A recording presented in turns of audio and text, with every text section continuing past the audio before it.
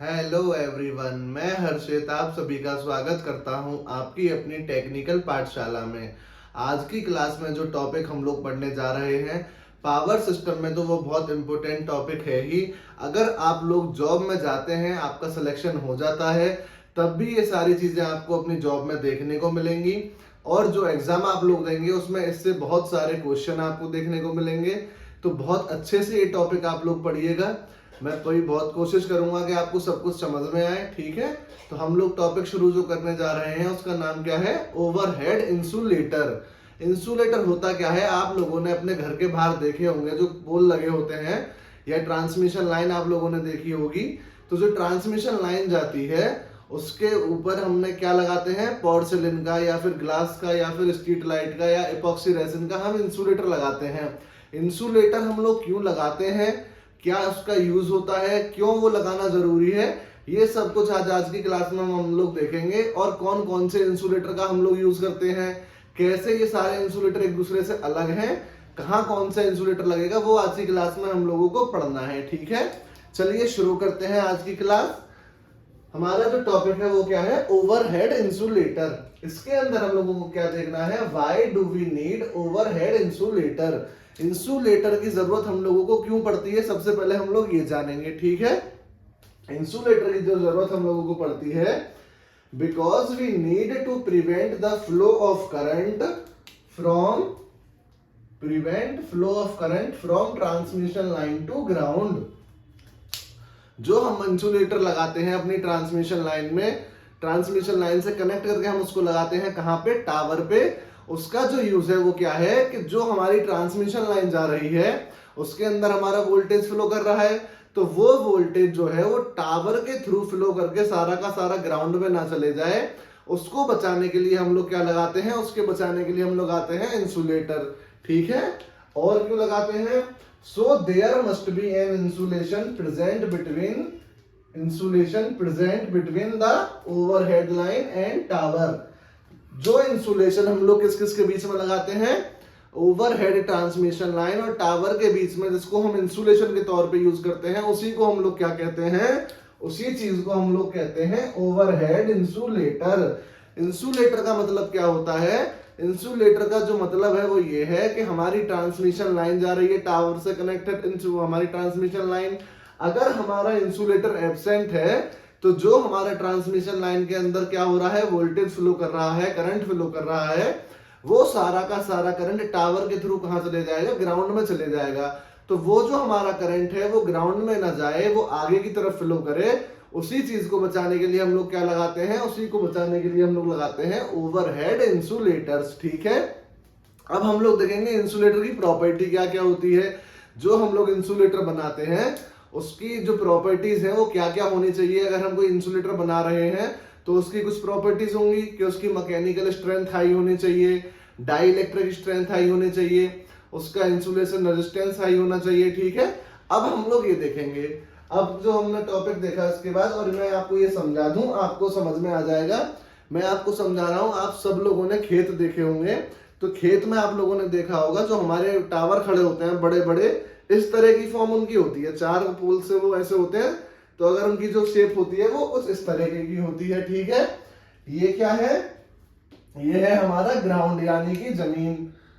जमीन पे हमने क्या लगाया हुआ है? यहाँ पे टावर लगाया हुआ है। ये हमारा क्या है? ये है हमारा टावर। आप लोगों ने देखा होगा जो अपने खेत वगैरह में ट्रांसमिशन लाइन जाती हुई देखी होगी, उसमें जो टावर आप लोग देखते हैं उसमें आपने इस तरीके की कोई चीज देखी होगी, ठीक है। उसको हम लोग क्या बोलते हैं? उसको हम लोग बोलते हैं क्रॉस आर्म।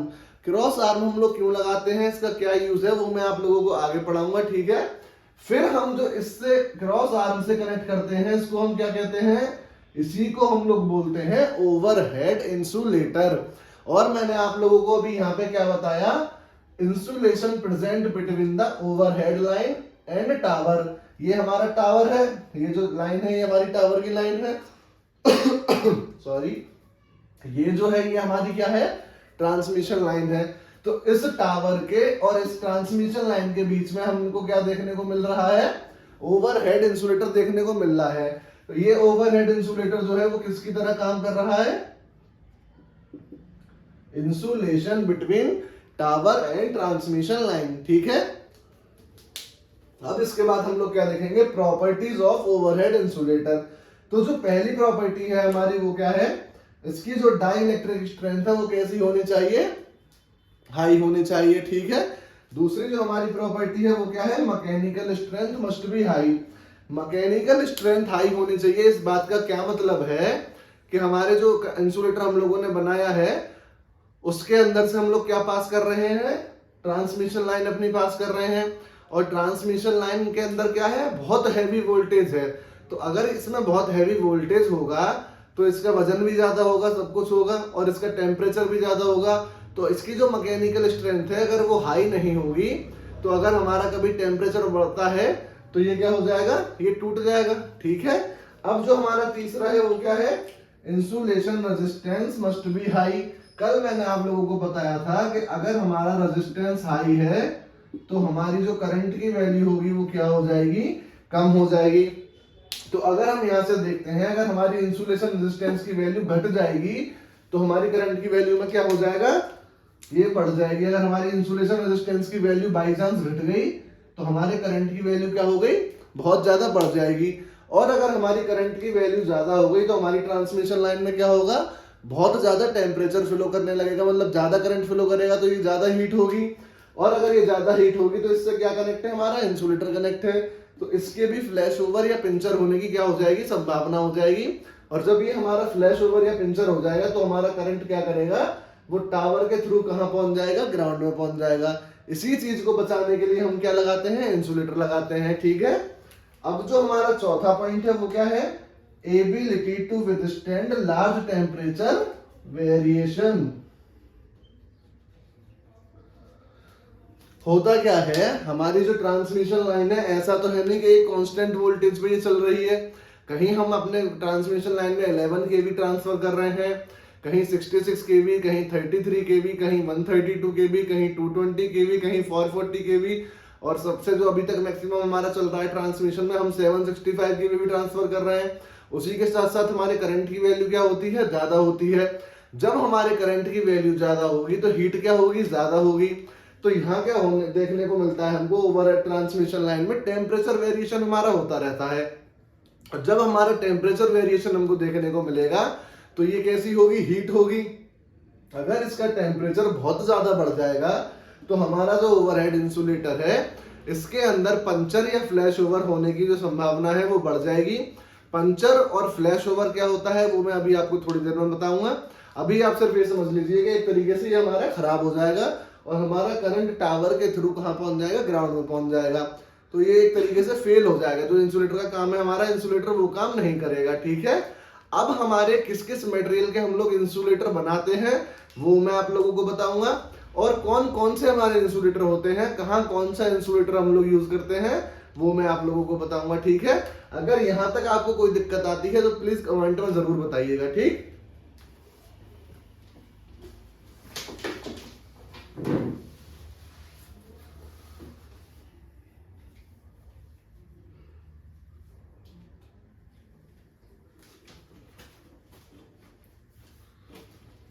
आप खूब क्वेश्चन लगाते रहिए, जितना मैं आपको पढ़ाता जा रहा हूं उसके सारे टॉपिक्स के आप क्वेश्चन लगाते रहें। अगर कहीं आपको कोई डाउट आता है या आपका कोई क्वेश्चन फंसता है तो आप कमेंट में पूछ सकते हैं।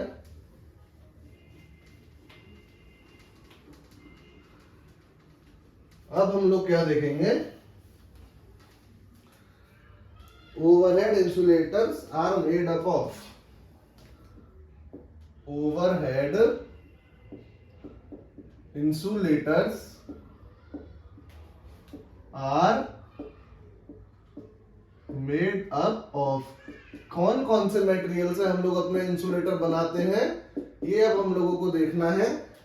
तो जो हम अपना इंसुलेटर बनाते हैं उसमें हम कौन सा मटेरियल यूज करते हैं, ये हमारा पोर्सिलेन हम इसमें यूज करते हैं। दूसरा जो हम यूज करते हैं वो कौन सा है, टफ एंड ग्लास हम लोग यूज करते हैं। थर्ड वन जो है हमारा वो क्या है, स्टेटाइट हम अपना यूज करते हैं। और फोर्थ है हमारा एपॉक्सी रेसिन, ठीक है। ये 4 मटेरियल हम लोग यूज करते हैं किसके लिए, जो इंसुलेटर हम लोग अपना बनाते हैं उसके लिए। अब पोर्सिलेन का होता क्या है, पोर्सिलेन जो है हमारा मैकेनिकली स्ट्रॉन्गर होता है किससे, ग्लास से, इसलिए हम पोर्सिलेन यूज करते हैं। तो ये 4 हमारे मटेरियल हैं जिनको हम लोग यूज करते हैं। सिर्फ आपको इतना याद रखना है कि हमारे कौन कौन से मटेरियल हैं जिनको हम इंसुलेटर बनाने के लिए यूज करते हैं। पोर्सिलेन है, टफेंड ग्लास है, स्टेटाइट है और हमारा क्या है, एपॉक्सी रेसिन है। ये 4 मटेरियल हम लोग यूज करते हैं। अब इसके बाद हम लोग आते हैं अपने टाइप्स ऑफ इंसुलेटर्स पे, ठीक है। चलिए अब हम लोग शुरू करते हैं अपना टाइप्स ऑफ इंसुलेटर। कौन कौन से हमारे इंसुलेटर होते हैं, आराम से पढ़िए। कोई अगर डाउट आपको आता है तो मुझसे आप पूछ सकते हैं। बहुत इंपॉर्टेंट टॉपिक ये है, इससे आपको क्वेश्चन जरूर देखने को मिलेगा किसी भी एग्जाम में। Types of insulators. तो जो हमारा पहला है वो कौन सा है, पिन टाइप इंसुलेटर्स। इसका मैं पहले डायग्राम बना देता हूं, फिर मैं आपको समझाऊंगा। वैसे ही डायग्राम है इसका। ये हम लोगों ने क्या किया, टावर बनाया है, यहां हमने क्रॉस आर्म लगाई है और इसी के ऊपर हमने यहां क्या लगाया हुआ है, ये हम लोगों ने अपना पिन टाइप इंसुलेटर लगाया हुआ है, ठीक है। मैं लिख भी देता हूं, आपको और याद रहेगा। ये हमारा क्या हो गया, ग्राउंड। ये हो गया हमारा क्रॉस आर्म और ये क्या हो गया हमारा पिन टाइप इंसुलेटर। अब पिन टाइप इंसुलेटर हमारा होता क्या है और कहां हम इसका यूज करते हैं। एक चीज आपको ये याद रखनी है, अप टू 33 kV के लिए हम हमेशा क्या यूज करेंगे, पिन टाइप इंसुलेटर यूज करेंगे।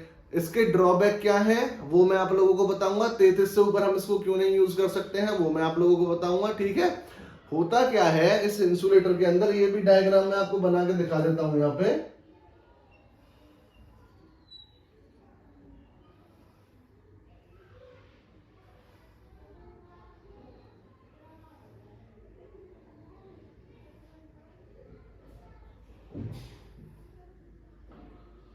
ये है हमारी पिन और इस पोर्शन को हम लोग क्या कहते हैं, ग्रूव। यहां से हमारी क्या पास होती है,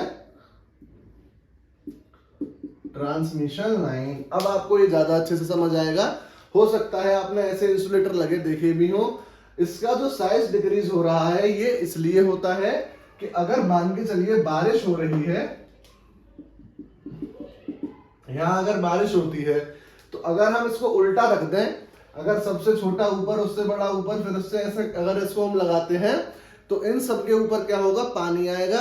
और मैंने आपको कल बताया था वाटर जो है वो कैसा है, गुड कंडक्टर ऑफ इलेक्ट्रिसिटी है। उसके अंदर हमारी क्या है, कंडक्टिविटी करने की जो वो है वो क्षमता ज्यादा होती है। इसी के लिए हम इसके जो साइज में डिक्रीमेंट करते हैं वो इसीलिए करते हैं कि जब बारिश वगैरह पड़े तो ये जो हमारे नीचे वाले हैं ये प्रोटेक्टर है, सिर्फ इसी के थ्रू वो बारिश उस पर पड़ जाए, ठीक है।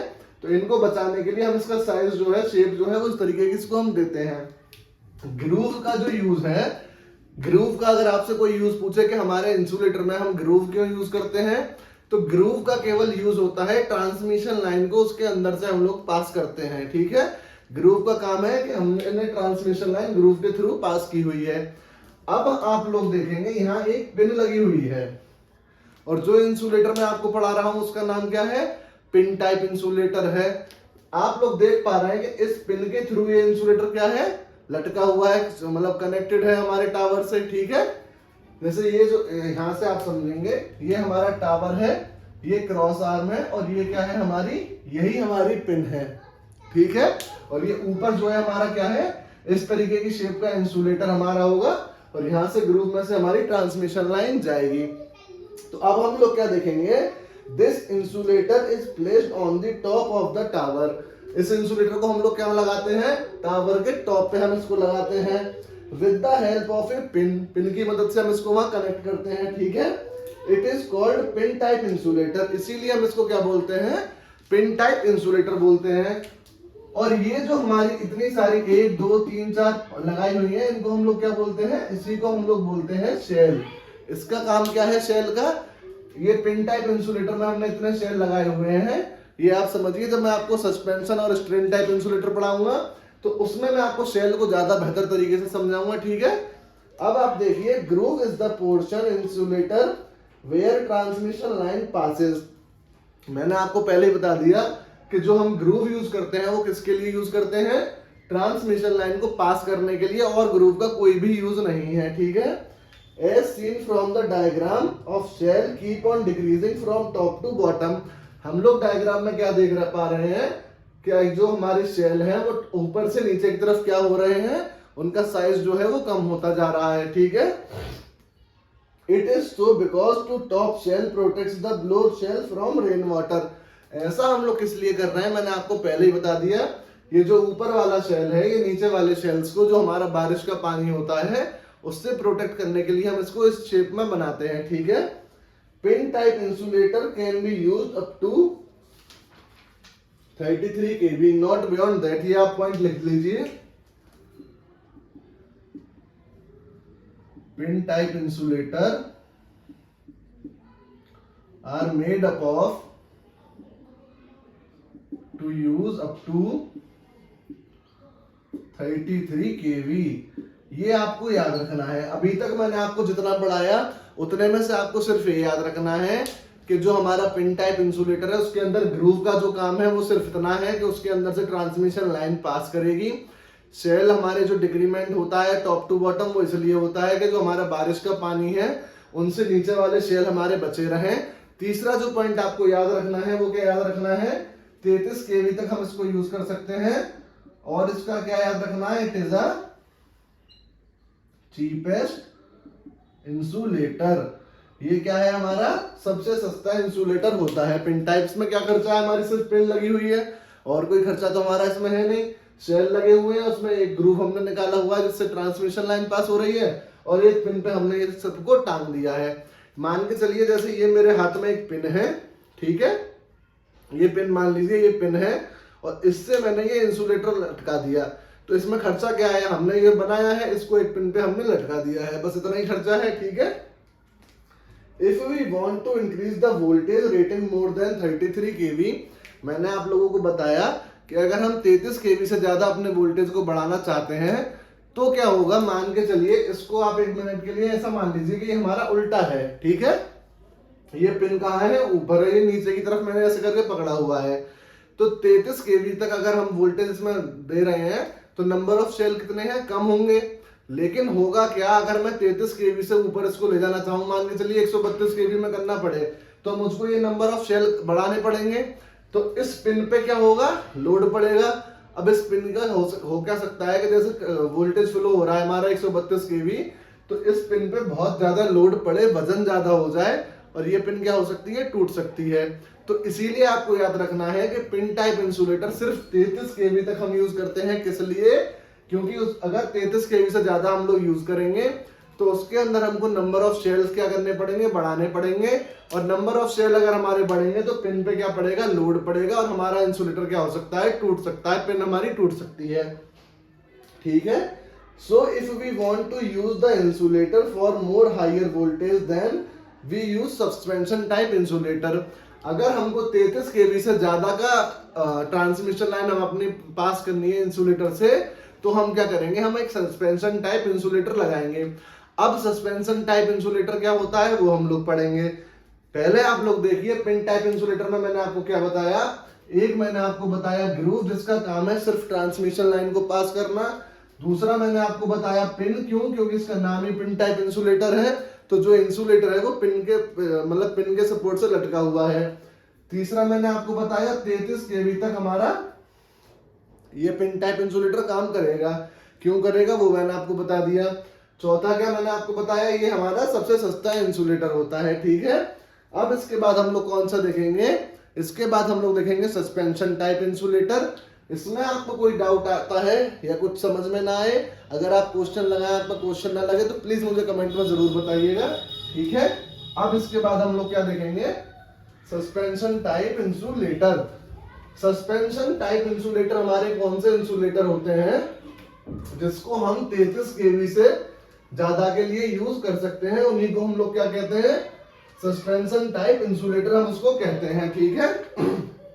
तो दूसरा जो है हमारा वो कौन सा है, सस्पेंशन टाइप इंसुलेटर्स। दूसरा जो है हमारा वो है सस्पेंशन टाइप इंसुलेटर। इसमें हमारा कैसा होता है मैं आपको बता दूं, ये हमारा टी की फॉर्म में है, ठीक है। और इसके हमने क्या बनाई हुई है, इस तरीके से बनाया हुआ है स्ट्रिंग हमने। ये है हमारी स्ट्रिंग, या फिर इसको हम क्या कह सकते हैं, शेल कह सकते हैं, जो मैंने आप लोगों को अभी बताया। और इसको हम लोग क्या बोलेंगे, इस वाले पोर्शन को, ये है हमारी मेटल लिंक। ये क्या है, हमारे शेल है, ठीक। अब हम लोग क्या देखेंगे, the entire unit of suspension is called string. ये जो पूरा पोर्शन है जिसमें हमने इतने सारे शेल लगाए हैं, तो पूरी नंबर ऑफ शेल की जो एंटायर रेटिंग की वो होगी, हम उसको क्या बोलेंगे, इसको हम लोग बोलेंगे स्ट्रिंग। अगर आपसे कोई पूछता है स्ट्रिंग क्या होती है, तो आप बताएंगे the entire unit of shell is called string, ठीक है। दूसरा हमारा क्या है, each disc is designed for voltage 11 kV। सबसे इंपॉर्टेंट चीज है, आईएएस के इंटरव्यू में भी ये चीजें पूछी जाती हैं, आपको याद रखना है। ये जितनी भी हमारे शेल हैं, ये कांस्टेंट है, हर शेल की जो रेटिंग होगी वो क्या होगी, 11 kV। बहुत अच्छे से आपको याद रखना है, कई बार पूछा जाता है कि सस्पेंशन में हम जो शेल लगाते हैं उस एक शेल की यूनिट हमारी क्या होगी, तो वो हमारी होगी 11 kV। एग्जाम्पल के लिए मैं आप लोगों को समझाता हूं, हम लोग इलेक्ट्रिकल इंजीनियर हैं, लेकिन हर कोई तो इलेक्ट्रिकल इंजीनियर है नहीं। मान के चलिए हम लोग कहीं खेत में खड़े हुए हैं, ठीक है, और वहां एक किसान काम कर रहा है। अगर वो हमसे आगे पूछता है कि ये जो टावर यहाँ लगा हुआ है इसमें कितना वोल्टेज फ्लो कर रहा है, तो आप उसको कैसे बताएंगे। हमेशा याद रखिएगा, चाहे वो स्ट्रेन और सस्पेंशन में जो हमें अंतर है वो मैं आपको स्ट्रेन पढ़ाने के बाद बताऊंगा। इस तरीके से अगर हमारे इंसुलेटर लगे हुए हैं तो आपको सिर्फ शेल गिनने हैं, 1 2 3 4, मान के चलिए 4 शेल लगे हुए हैं, तो आप उसको बता दीजिए कि 44 kV इसमें से जा रहा है, ठीक है। तो अगर कोई नॉन टेक्निकल वाला आदमी भी आपसे पूछता है कि हम कैसे पता करेंगे इसमें कितना वोल्टेज है, तो आप इन शेल की मदद से बता सकते हैं, क्योंकि ईच शेल हमारा कितने केवी का है, 11 kV का है। ये कॉन्सेप्ट आपको हमेशा याद रखना है, ठीक है। If we want to increase the voltage rating then increase the number of turns. ये आप लिख लीजिए, if we want to increase the voltage rating then we can increase the number of turns. तो आपने यहां से क्या देगा, voltage rating is directly proportional to N, और एन हमारा क्या होगा, नंबर ऑफ शेल। हमने कितने शेल लगाए हुए हैं, ये हमारा क्या होगा, इक्वल होगा किसके, वोल्टेज रेटिंग के, ठीक है। अगर हम सॉरी नंबर ऑफ डिस्क, इसको आप डिस्क बोल दीजिए, शेल या फिर डिस्क, नंबर ऑफ डिस्क। तो अगर हमारी डिस्क की वैल्यू बढ़ेगी तो हमारी वोल्टेज रेटिंग क्या होगी, बढ़ेगी। तो अगर आपसे कोई पूछता है कि हमारे पास एक सस्पेंशन टाइप इंसुलेटर है और हमको 132 kV का सस्पेंशन टाइप इंसुलेटर हमको बनाना है, तो हमको उसमें कितने डिस्क लगाने पड़ेंगे, तो आप 132 को 11 से डिवाइड कर लीजिए। उसका या तो अगर पॉइंट ऑफ वैल्यू आती है तो एक ज्यादा ही आपको लगाना पड़ेगा, आप जानते हैं, ठीक है। और बाकी अगर जैसे 66 kV का आपको बताना है तो सिर्फ हम क्या करेंगे, 6 डिस्क लगा देंगे, 66 kV का हो जाएगा। आपको मैं फिर से बता रहा हूँ, ये हर शेल की वैल्यू, हर डिस्क की वैल्यू 11 kV रहेगी हमेशा। ये वेरिएबल नहीं है, कांस्टेंट वैल्यू होती है। कई बार आपसे इंटरव्यू में हो सकता है ये सवाल पूछ ले, पेपर में भी कई बार ये सवाल आ चुके हैं, क्वेश्चन में आपको लगाऊंगा तब आप लोगों को समझ में आएगा। और नंबर ऑफ डिस्क जो है वो डायरेक्टली प्रोपोर्शनल किसका है, वोल्टेज रेटिंग के। अगर आपसे पूछता है हमको वोल्टेज रेटिंग बढ़ानी है सस्पेंशन इंसुलेटर की या किसी भी इंसुलेटर की, तो हम कैसे बढ़ा सकते हैं, तो आप हमेशा बताओगे, हम उसके नंबर ऑफ डिस्क को क्या करेंगे, बढ़ा देंगे। अगर आपसे पूछता है हमको वोल्टेज रेटिंग घटानी है, तो आप बताएंगे कि उसके नंबर ऑफ डिस्क को हम लोग क्या कर देंगे, कम कर देंगे, ठीक है। This insulator is more reliable as compare to pin type insulator. ये भी आप लिख लीजिए, this insulator is more reliable as compare to pin type insulator. दो इंसुलेटर भी हम लोगों ने पढ़ लिए, एक हमने पढ़ा पिन टाइप, एक हमने पढ़ा सस्पेंशन। अंतर क्या है दोनों में? पिन टाइप इंसुलेटर में हम एक पिन पे पूरा लोड डाल देते हैं, पूरा वजन एक पिन पे होता है, इसीलिए हम उसको सिर्फ 33 केवी तक यूज कर सकते हैं। अगर उससे हम उसको ज्यादा वोल्टेज रेटिंग उसकी बढ़ाना चाहें तो हमको नंबर ऑफ डिस्क बढ़ाने पड़ेंगे। नंबर ऑफ डिस्क अगर हमने बढ़ा दिए तो पिन पे बहुत लोड पड़ेगा, पिन हमारी टूट सकती है। इसी वजह से हम क्या यूज करते हैं? Suspension type. सस्पेंशन टाइप में हम लोगों ने क्या देखा कि ये हमारी जो नंबर ऑफ डिस्क है, अगर इसकी हम एक यूनिट बना दें उसी को हम लोग क्या बोलेंगे? स्ट्रिंग बोलेंगे। और एक डिस्क की वैल्यू हमेशा क्या रहेगी? 11 केवी रहेगी। If we want to increase the voltage rating, अगर हम वोल्टेज रेटिंग बढ़ाना या घटाना चाहते हैं तो नंबर ऑफ डिस्क को हम लोग क्या कर सकते हैं? कम ज्यादा करके इसको बढ़ाया घटा सकते हैं। और ये जो हमारा इंसुलेटर है ये पिन टाइप इंसुलेटर से क्या है? मोर रिलायबल है। ठीक है, अब इसके बाद हम लोग कौन सा इंसुलेटर देखेंगे? शेकल टाइप इंसुलेटर अब हम लोग देखेंगे। तो शेकल हमारा कहाँ यूज होगा, इसको हम लोग क्यों यूज करते हैं? ये हमारा थर्ड इंसुलेटर है, बहुत इंपॉर्टेंट है। जो भी मैं आज पढ़ा रहा हूं आप क्वेश्चन लगाइएगा, डाल लीजिएगा नेट पे इंसुलेटर के क्वेश्चन, एसएससी जेई के या किसी भी जेई के, आपको समझ में आ जाएगा कितने क्वेश्चन इससे आते हैं और वो आपके क्वेश्चन लग रहे हैं या नहीं लग रहे हैं। ठीक है, अब जो हमारा थर्ड है वो कौन सा है? Shackle type insulator. Shackle type insulator में हम लोग क्या देखेंगे? Shackle type insulator are used where, shackle type insulator are used where transmission line is facing sharp turn. आपने कई बार देखा होगा, अभी मैं आपको बताता हूं। It is used for voltage up to 11 kV. It is used for voltage up to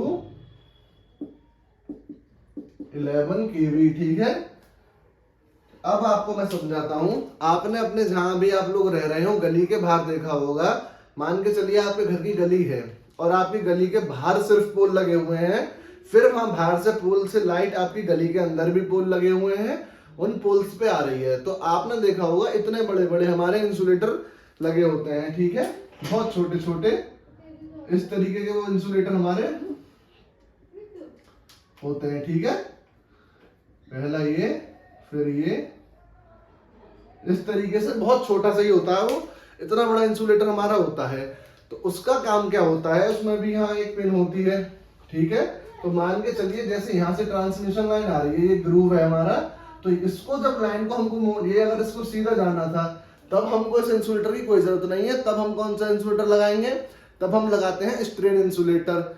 लेकिन अगर हमको अपनी लाइन को कहीं मोड़ना है या कहीं टर्न दे रहा है तब हम यूज करते हैं शेकल टाइप इंसुलेटर। और इसको हम कहाँ यूज करते हैं? 11 केवी तक हम इसको यूज करते हैं, क्योंकि ये सेकेंडरी डिस्ट्रीब्यूशन में हमारा यूज होता है।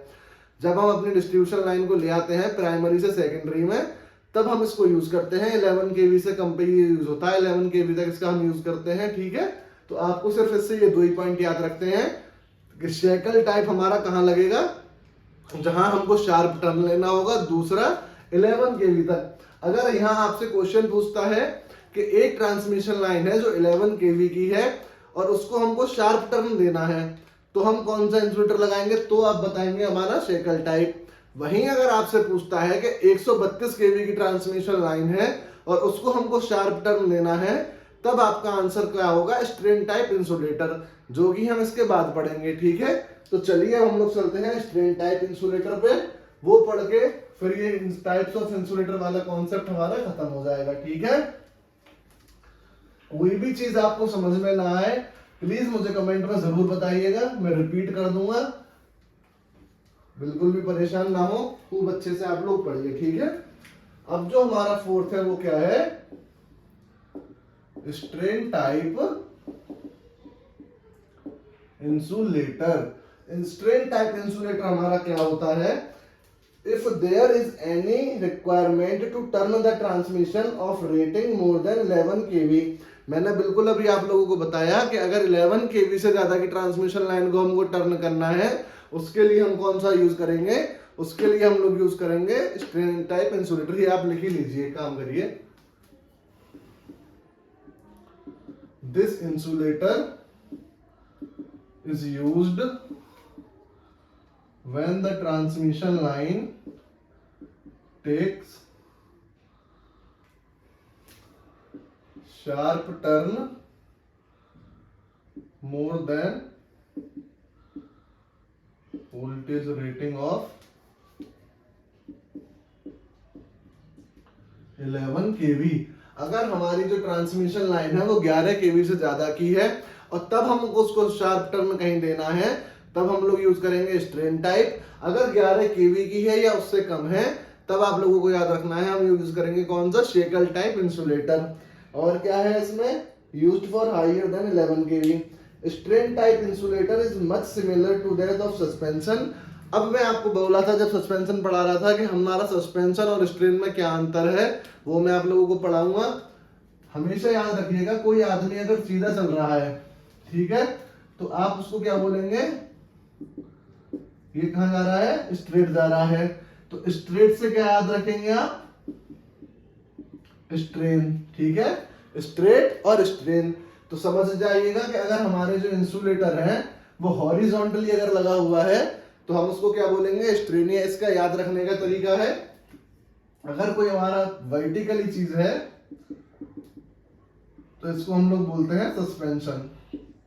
गाड़ी जो होती है उसका जो सस्पेंशन होता है या किसी भी चीज का सस्पेंशन होता है, वो हमेशा कैसे कैसे मतलब रोटेट करता है या मूव करता है, ऐसे करता है वो। तो वर्टिकली हुआ ये।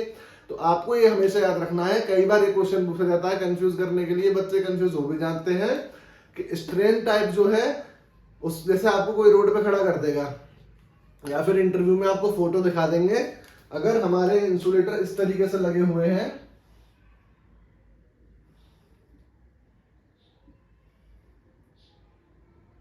ठीक है, तो इसको हम लोग ऐसे हमारी ट्रांसमिशन लाइन पास हो रही है। ठीक, ये हमारा कौन सा होगा? आपको दिख रहा है हॉरिजॉन्टली है ये, तो ये हमारा कौन सा हो गया? Strain type. क्यों? क्योंकि स्ट्रेट, आपको याद रखना है, स्ट्रेट स्ट्रेन। ठीक है, वहीं अगर हमारे इंसुलेटर इस तरीके से बना हुआ है तो इसमें क्या है? वर्टिकली है ये। तो यहां से आपको क्या याद रखना है? सस्पेंशन। इसी के साथ हमारे चारों जो क्या है इंसुलेटर है वो खत्म हो जाते हैं।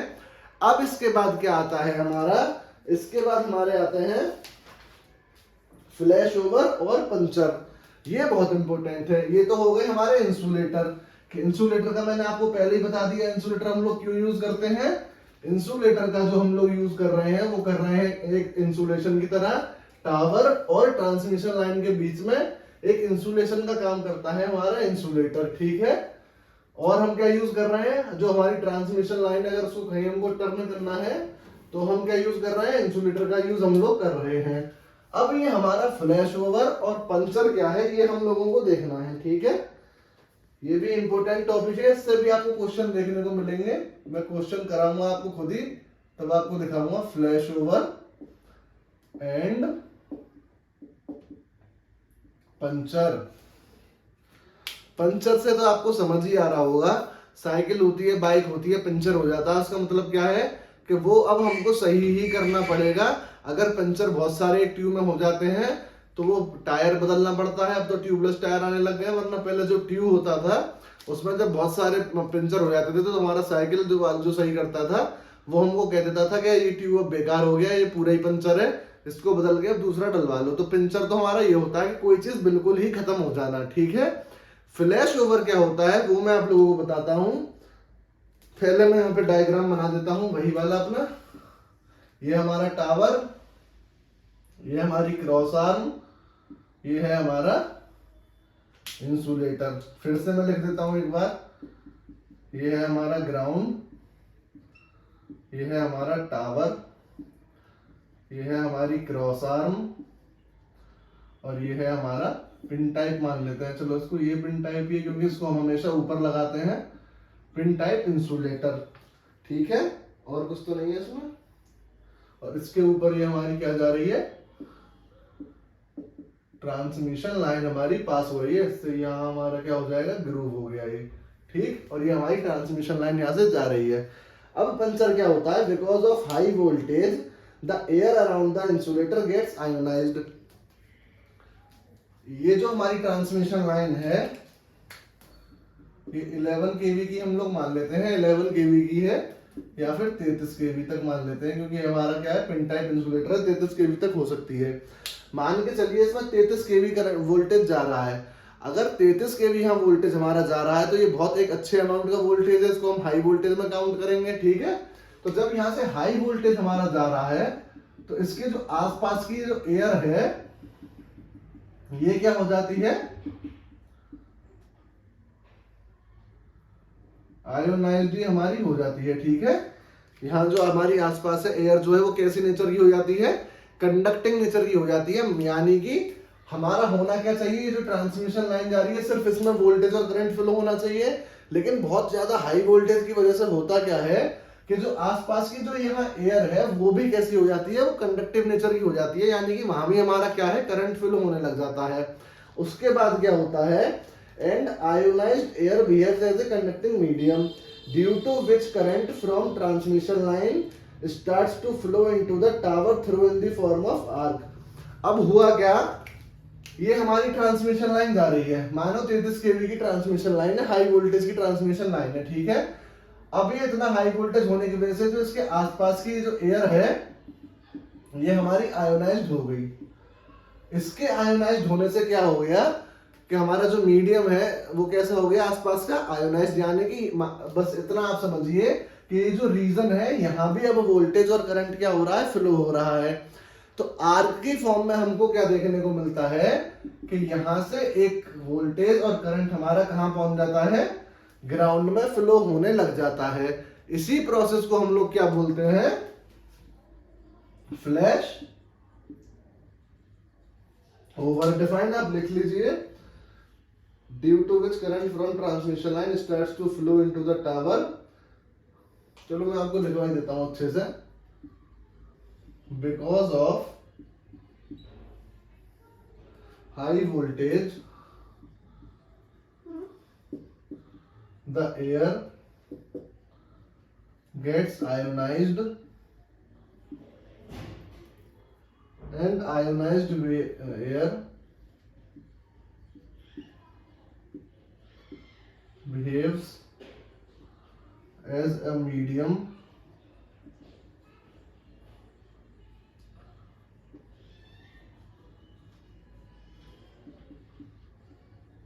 behaves as a conducting medium। इसकी वजह से क्या हमको देखने को मिलेगा, due to which current from transmission line, which current from transmission line starts to flow into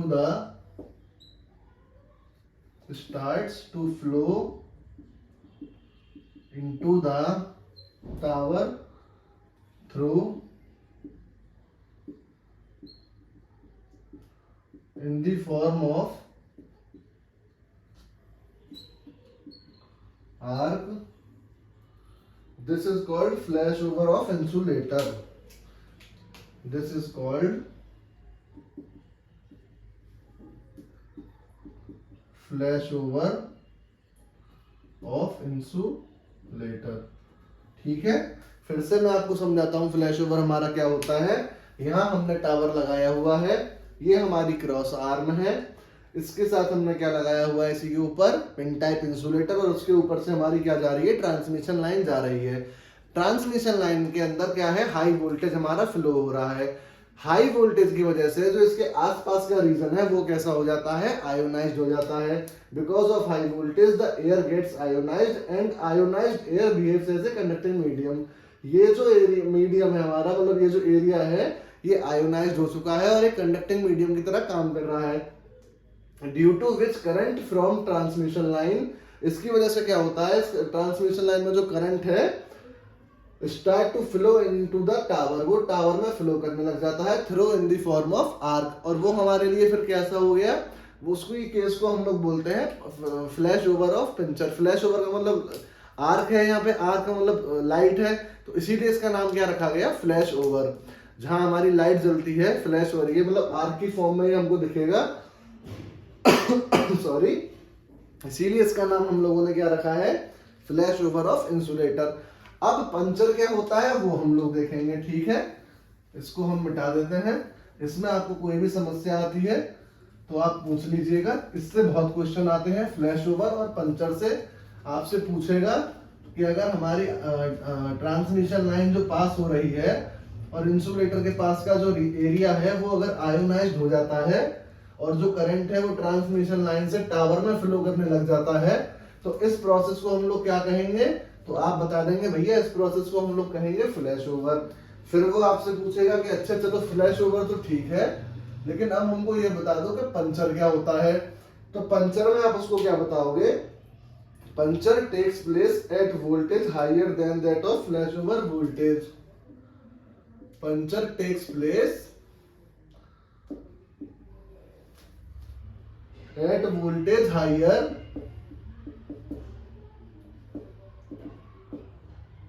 then that of flash over voltage. जब हमारे ट्रांसमिशन लाइन में वोल्टेज जो है वो फ्लैश ओवर वोल्टेज हो गया, मतलब एक ऐसा वोल्टेज जब हमारा फ्लैश ओवर हो गया, अब से भी अधिक मात्रा में अगर वोल्टेज फ्लो करने लग जाए तो उसको हम लोग क्या बोलेंगे, उसी को हम लोग बोलते हैं puncture. Where any insulator starts to conduct the current. अब ये आपको याद रखना है, इसलिए मैं आपको रेड पेन से लिखता हूं, बहुत अच्छे से याद रखिएगा। When any insulator starts to conduct the current, बहुत इंपॉर्टेंट लाइन है ये और बहुत अच्छे से ही आपको याद भी रखनी है, ठीक है। From transmission line to tower is said to be puncture. सिर्फ इतना ही आपको याद रखना है पंचर के अंदर, इसको आप याद रखो या मत रखो वो आपकी मर्जी है। हमने क्या देखा, when any insulator starts to conduct the current. जब हमारे, सोचिए इंसुलेटर का मतलब है इंसुलेटिंग नेचर का, उसमें कोई भी करंट फ्लो नहीं हो सकता है, वो इंसुलेटर है। इंसुलेटर हमारा वही होता है जिसमें बेड कंडक्टर ऑफ इलेक्ट्रिसिटी हम बोलते हैं इंसुलेटर को, जिसमें से कोई भी बिजली पास ना हो पाए उसको हम लोग बोलते हैं इंसुलेटर। जब हमारा इंसुलेटर करंट को कंडक्ट करने लग जाए और टावर के थ्रू हमारे करंट को कहां भेज दे, ग्राउंड में भेज दे, उस प्रोसेस को हम लोग बोलेंगे पंचर। सोचकर देखिए कितना भयानक ये प्रोसेस होगा। जिस चीज में, जैसे लकड़ी है, अगर लकड़ी में से करंट फ्लो होने लग जाए तो वो हमारे लिए अचंभे की बात है या नहीं। उसी तरीके से इंसुलेटर हमारा क्या है, नॉन कंडक्टिंग मटेरियल है और उसके अंदर से करंट फ्लो करने लग जाता है पंचर के केस में, ठीक है। इंसुलेटर के यहाँ पे आप नोट भी लिख लीजिएगा, इंपोर्टेंट नोट है ये। Insulator can be used again, insulator can be used again after flash over. हम लोगों ने क्या देखा, अगर बाई चांस हमारे सिस्टम में फ्लैश ओवर होता है तो हम लोग क्या करते हैं, उसी सेम इंसुलेटर को हम लोग क्या कर सकते हैं, दोबारा यूज कर सकते हैं। लेकिन but after puncture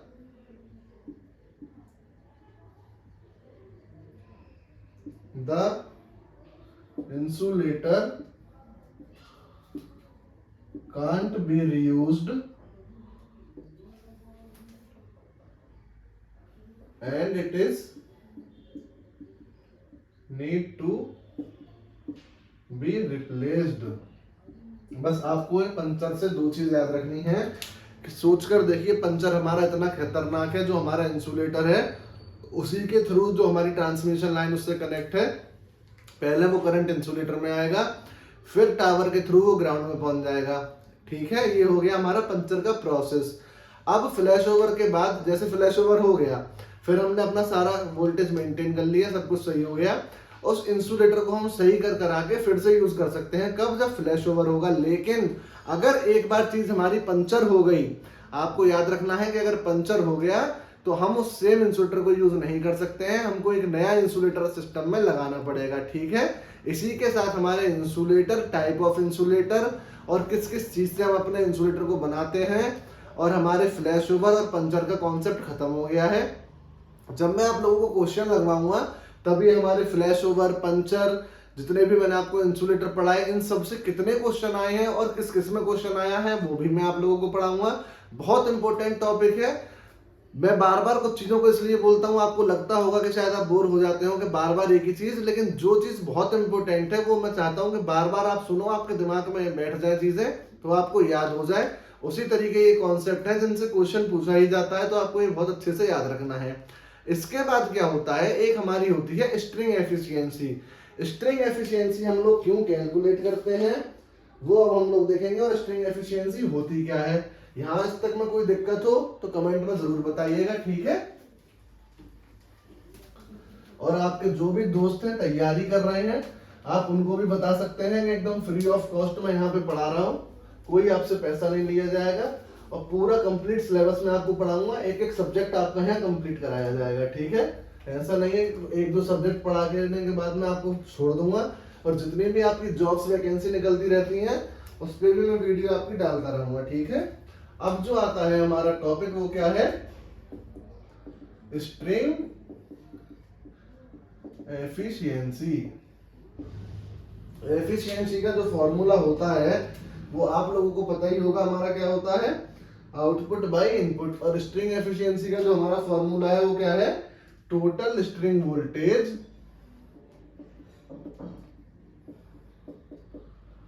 divided by number of disc into Vn। अब यहां पे हमारा n क्या है, नंबर ऑफ डिस्क, और Vn हमारा क्या होगा, voltage of the disc nearer to the conductor. Voltage of disc nearer to the conductor, ठीक है। एफिशिएंसी जो हमारी नॉर्मल होती है उसका फॉर्मूला आपको पता ही होगा, आउटपुट अपॉन इनपुट होता है। लेकिन अगर हम बात करें स्ट्रिंग एफिशिएंसी की तो हमारा होता है टोटल स्ट्रिंग वोल्टेज। स्ट्रिंग क्या होती है मैंने बिल्कुल आज की क्लास में आप लोगों को बताया है। जितनी भी हमारी नंबर ऑफ डिस्क हैं, अगर उसकी हम एक पूरी यूनिट मान लेंगे, इतनी डिस्क है हमारी और इस इतनी यूनिट में इतनी डिस्क हमारी है, तो उस कंप्लीट यूनिट को हम लोग क्या बोलते हैं, स्ट्रिंग। तो यही है total string voltage.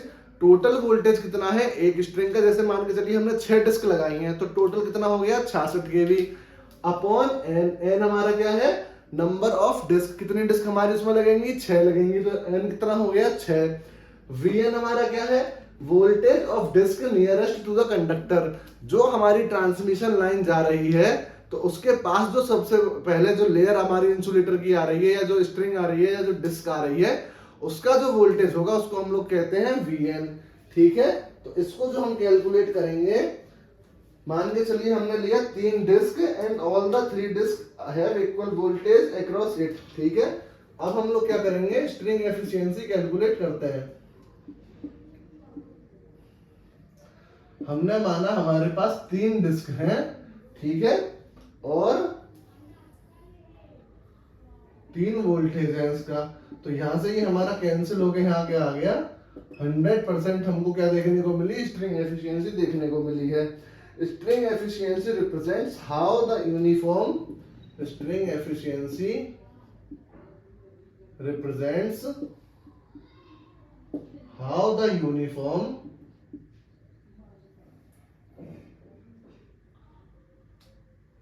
voltage are distributed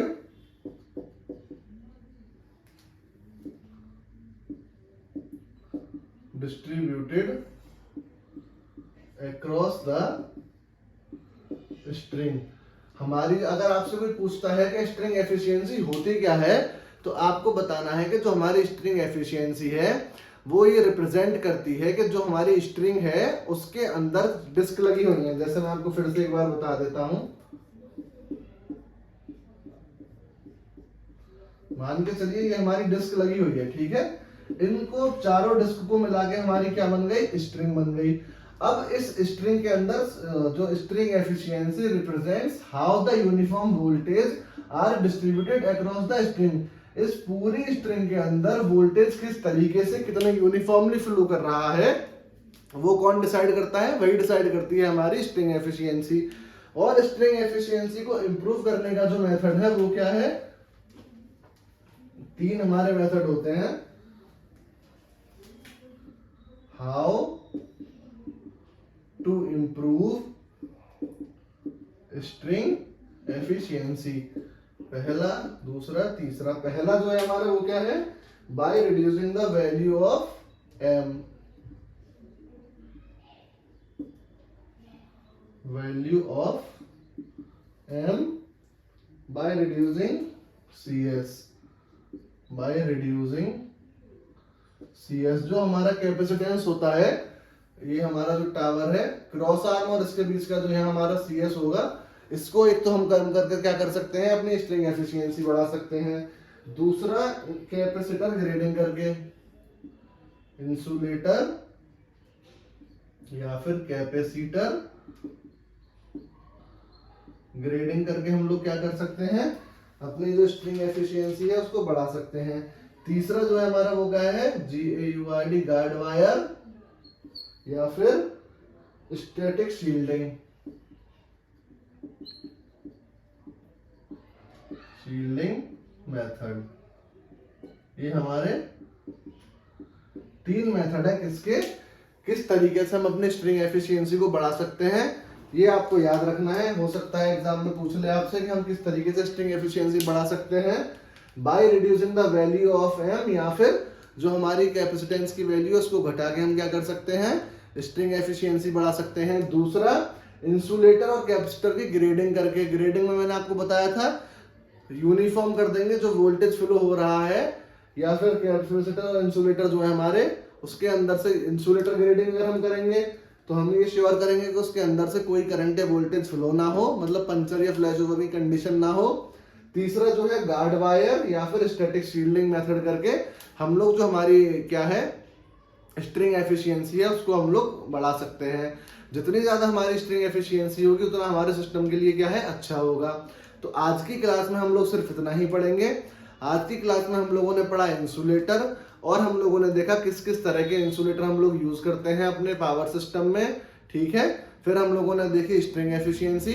अब कल की क्लास में हम लोग क्या देखेंगे, बहुत इंपॉर्टेंट टॉपिक है कोरोना। कोरोना कैसे होता है, क्या होता है, इसके फायदे क्या हैं, कोरोना का नुकसान क्या है, हर एक चीज में आप लोगों को कल पढ़ाऊंगा कोरोना के बारे में। आप लोग खूब मन लगा के पढ़ते रहिए, वीडियो मैं रेगुलर डालूंगा। अब आपकी एक भी दिन ऐसा नहीं होगा कि वीडियो ना डले, ठीक है। और अगर मैं कभी ऐसा होता है कि वीडियो आपकी नहीं डलती है तो मैं आपको पहले ही इन्फॉर्म कर दूंगा। अचानक से ऐसा नहीं होगा कि आपकी वीडियो ना आए। तो आप खूब मन लगा के पढ़िए, क्वेश्चन लगाते रहिए। SSC JEE का भी वो खुल जाएगा पोर्टल, कुछ दिनों में आप फॉर्म भर दीजिएगा। चलिए, खुश रहिए, स्वस्थ रहिए, कल मिलते हैं हम लोग। हर हर महादेव।